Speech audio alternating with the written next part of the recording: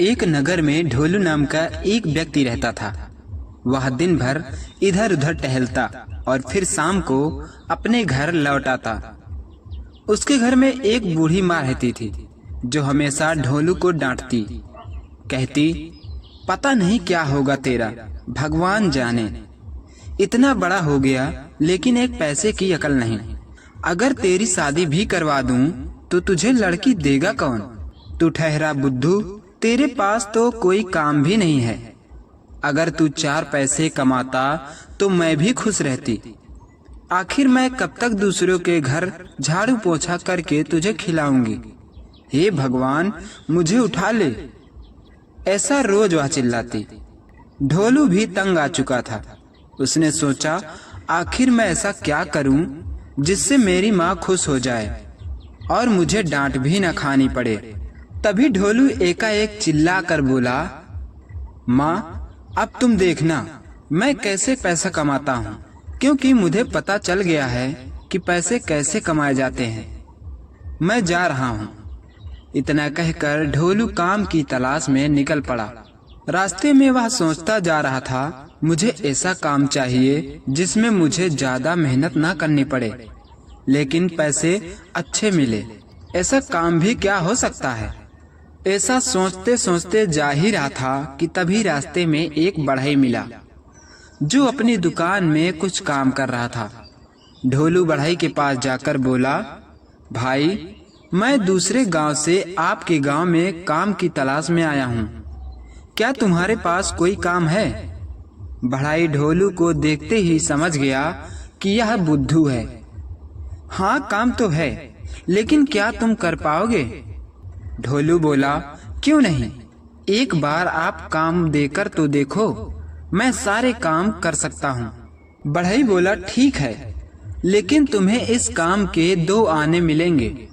ढोलू हाँ में सिर हिलाते हुए बोला, ठीक है सेठ जी, मुझे मंजूर है। सुबह सुबह का वक्त था। ढोलू घर से थोड़ी दूर पहुंचा ही था कि सामने से एक बिल्ली ने रास्ता काट दिया। ढोलू बोला, अब क्या होगा? मेरी माँ ने तो कहा था कि बिल्ली के रास्ते काटने से अशुभ होता है। अब मैं काम पर कैसे जाऊं? तभी ढोलू वहीं बैठ गया और सोचने लगा, अगर मैं आज काम पर नहीं गया तो वह सेठ मुझे काम से निकाल देगा।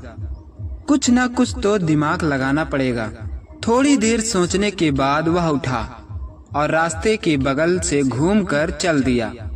जब काम पर पहुंचा तो बढ़ई ने ढोलू को डांटते हुए कहा, कहाँ रह गए थे बे? समय का कोई ठिकाना नहीं। सुबह का काम दोपहर में आएगा तो काम क्या खाक करेगा? ढोलू ने हाथ जोड़ते हुए कहा, सेठ जी माफ करिए, रास्ते में एक बिल्ली ने रास्ता काट दिया। माँ ने कहा था कि ऐसे में जाना अशुभ होता है, इसलिए थोड़ा देर हो गया। बढ़ई हंस पड़ा, तू तो वाकई पूरा बुद्धू है। काम करने वाले लोग शुभ अशुभ नहीं देखते, मेहनत ही सबसे बड़ा शुभ होता है। चल अब काम पर लग जा। ढोलू ने जैसे तैसे लकड़ी उठाना, बर्तन साफ करना और फर्श बहारना शुरू कर दिया। दिन भर की मेहनत के बाद उसे 2 आने मिले। उसने सिक्कों को हाथ में लिया और मन ही मन बोला, ये तो शुरुआत है, लेकिन माँ के लिए बहुत कम है। मुझे कुछ बड़ा करना होगा। अगले दिन वह फिर काम पर गया, लेकिन उस दिन बढ़ई ने उसे कहा, अब तुझे काम पर नहीं रखना। तू काम धीरे करता है और तेरा ध्यान भी काम में नहीं लगता। मुझे ऐसा आदमी चाहिए जो तेज और होशियार हो। ढोलू निराश हो गया। वह चुपचाप वहां से निकल पड़ा। रास्ते में वह एक पेड़ के नीचे रुका, पसीना पोंछा और थोड़ा सुस्ताने बैठ गया। तभी उसकी नजर सामने एक व्यक्ति के ऊपर पड़ी जो बहुत ही दुखी था और उसकी आंखों से आंसू निकल रहे थे। ढोलू उसके पास जाकर उस व्यक्ति से पूछा, तुम इतने दुखी क्यों हो और तुम रो क्यों रहे हो? वह व्यक्ति बोला, मेरे पेट में बहुत दर्द हो रहा है और यहाँ इस गांव में कोई डॉक्टर या वैद्य भी नहीं है जिससे मैं अपना इलाज करा सकूं। ढोलू उस व्यक्ति की बात सुनकर सोच में पड़ गया। यह आइडिया तो बहुत अच्छा है, क्यों न मैं ही इस गांव का वैद्य बन जाऊं। ऐसा सोचकर वह अपने घर गया और अपनी माँ से कहा, माँ, मैं कुछ दिनों के लिए दूसरे गांव जा रहा हूँ, हफ्ते भर में वापस आ जाऊंगा। ढोलू अपनी माँ से झूठ बोलकर निकल पड़ा। वो जिस गांव की ओर बढ़ रहा था, वहां उसके किसी दूर के रिश्तेदार ने बताया कि वहां एक वैद्य जंगल में जड़ी बूटियां इकट्ठा करता है और कई बीमारियों का इलाज करता है। ढोलू सोच रहा था, अगर मैं उसकी नकल कर लूं तो शायद मैं भी वैद्य बन सकता हूं। रास्ते में चलते चलते ढोलू को एक छोटी सी झोपड़ी दिखाई दी, जहां से धुआं निकल रहा था और अंदर से किसी के खांसने की आवाज आ रही थी। ढोलू धीरे से झोपड़ी के पास गया और देखा, एक बूढ़ा आदमी आग के ऊपर हांडी चढ़ा रहा था और आसपास कई तरह की सूखी पत्तियां, जड़ें और बोतलें रखी थी। बूढ़ा कुछ बुदबुदा रहा था। जमाल घोटा में चुटकी भर हींग, थोड़ा नीम का रस, बहेड़ा और आंवला। हाँ, अब बन गया। ढोलू ने आंखें फाड़ कर देखा। उसे कुछ भी समझ में नहीं आ रहा था, पर उसकी आंखें एक जगह टिकी थी। वह चुपचाप झोपड़ी के बाहर छिप कर देखता रहा। तभी बूढ़ा एक रोगी को बुलाता है, उसे कड़वा रस पिलाता है और रोगी थोड़ी देर में उठकर चलता बनता है, जैसे कुछ हुआ ही नहीं हो। ढोलू की आंखें फटी की फटी रह गई। उसके मन में बस एक ही बात घूम रही थी, बस यही काम करना है। वह 2 दिन तक उसी झोपड़ी के पास छिपकर सारी क्रिया देखता रहा। जो चीजें बूढ़ा उठाता, ढोलू भी उन्हें पहचानने की कोशिश करता। आखिरकार जब बूढ़ा एक दिन बाहर गया तो ढोलू झोपड़ी के अंदर घुस गया और कुछ पत्तियां, 2 शीशियां और एक पुराना लोटा उठाकर भाग गया। अब वह अपने गांव वापस लौटा। गांव में एक सुनसान कोना देख उसने अपनी दवा खाना नाम की छोटी सी दुकान खोल दी। एक टूटी खाट, एक खाली बोतल, कुछ सूखी घास और उस पर लिखा लकड़ी का बोर्ड, ढोलू का जमाल घोटा, सब रोगों का इलाज, सिर्फ 2 आने में। लोग देखकर हंसने लगे। अरे, ये तो वही बुद्धू ढोलू है, अब वैद्य बन गया। कुछ बच्चों ने तो ढोलू की दुकान पर पत्थर तक मारे, लेकिन ढोलू बिना डरे बैठा रहा। देखना, जमाल घोटा ऐसा काम करेगा कि सबकी जुबान बंद हो जाएगी। धीरे धीरे 1-2 लोग हंसी मजाक में दवा लेने आए। ढोलू ने किसी को पत्ते उबालकर दे दिए, किसी को मिट्टी में शहद मिलाकर पिला दिया। संयोग से जिन्हें उसने दवा दी थी, वे 2-3 दिन में सचमुच ठीक हो गए। अब गांव में कानाफूसी शुरू हो गई। क्या सच में ढोलू की जड़ी बूटी असर कर रही है? किसी के पेट का दर्द गया, किसी का बुखार उतर गया। कहते हैं जमाल घोटा नाम की दवा दे रहा है। वो बुद्धू ढोलू अब वैद्य बन गया है। कुछ ही दिनों में ढोलू की दुकान पर भीड़ लगने लगी। कभी खांसी वाले आ रहे, कभी सिर दर्द वाले। गांव भर में उसकी चर्चा होने लगी। एक दिन उसी नगर के राजा की बेटी अचानक बीमार हो गई।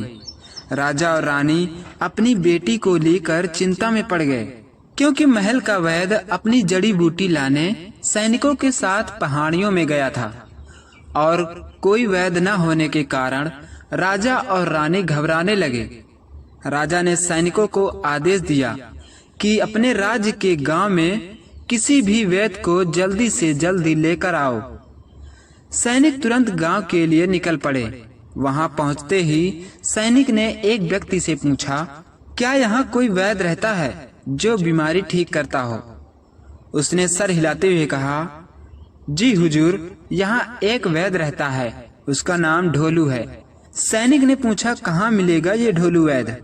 गांव वाले ने कहा, वो तो गली के आखिर में अपने झोपड़ी नुमा दवा खाने में बैठा होगा। सैनिक तेजी से उस दिशा में बढ़े और थोड़ी ही देर में ढोलू की दुकान पर पहुंचे। ढोलू उस समय एक महिला को तुलसी और नीम का काढ़ा दे रहा था। सैनिकों ने कहा, तुम ही ढोलू हो? ढोलू थोड़ा घबराया। हाँ हुजूर, मैं ही हूँ। कोई गलती हो गई क्या सरकार? नहीं, राजा की बेटी बीमार है, और महल का वैद्य दूर गया हुआ है। चलो चलो, राजा ने बुलाया है। ढोलू की तो सिट्टी पिट्टी गुल हो गई। उसका दिल जोर जोर से धड़कने लगा। मन में सोचने लगा, मैंने तो अभी तक बस पत्तियां उबाली हैं, अब राजकुमारी का इलाज। अगर कुछ उल्टा पुल्टा हो गया तो? लेकिन अब तो पानी सर से ऊपर चढ़ गया है, अब तो मुझे जाना ही पड़ेगा। सैनिक ढोलू को पकड़कर महल ले गए। ढोलू पहली बार महल देख रहा था। उसकी आंखें चौंधिया गई। सोने के खंभे, रेशमी पर्दे, सेवकों की लंबी कतारें। राजा ने कहा, वैद्य जी, हमारी बेटी को बचा लो। उसका चेहरा पीला है और वह बोल भी नहीं रही। ढोलू आज तक सिर्फ बुखार और पेट दर्द की ही दवा दी थी। ढोलू ने कांपते हाथों से राजकुमारी की नब्ज देखी। फिर सोचा, अब कुछ भी हो, इलाज तो करना ही पड़ेगा, नहीं तो राजा को पता चल गया तो मेरी खैर नहीं। उसने उसी पुराने लोटे में तुलसी, नीम की पत्तियां, थोड़ा शहद और हल्दी मिलाई। फिर आंखें बंद कर कहा, इस जमाल घोटा को राजकुमारी को पिलाओ और 3 घंटे कोई कुछ न बोले। राजा ने आज्ञा दी, जैसा वैद्य कह रहे हैं वैसा ही करो। 3 घंटे बाद राजकुमारी की आंखें धीरे धीरे खुली। उसके होंठ हिले और उसने धीमे स्वर में कहा, पानी। महल में जैसे जान लौट आई। राजा की आंखों में आंसू आ गए। राजा की आंखों में आंसू आ गए। रानी ढोलू के पैरों में गिर पड़ी।